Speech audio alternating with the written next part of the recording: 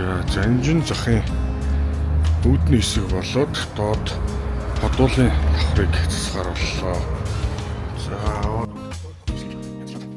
тэгээ энэ хананд гоё эко байдлаар ханан шийдэж.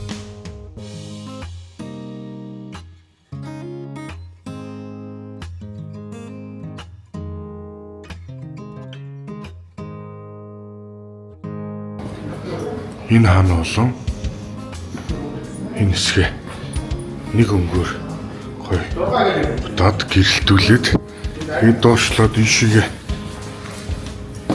энэ хэсэг манаас яг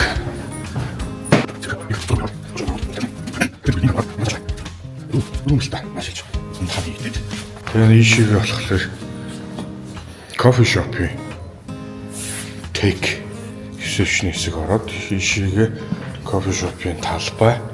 За тэгээ ийшээ тавилгын дэлгүүр маань төлөвлөлтийн дагуу хийгдэх болно. Ер нь их том талбай. 500-600 орчим метр квадрат талбай. Ингэж янзлагдана. Энэ чинь вакуум хаалттай. Гэрэлтүүлгүүдийг хийж өгöd ийшээ кофе шопын суух хэсэг тавьж байгаа. Энэ хан нураад наашига вакуум хаалтаар 4 бэлтан ажиллана. Тэгээд ийшээ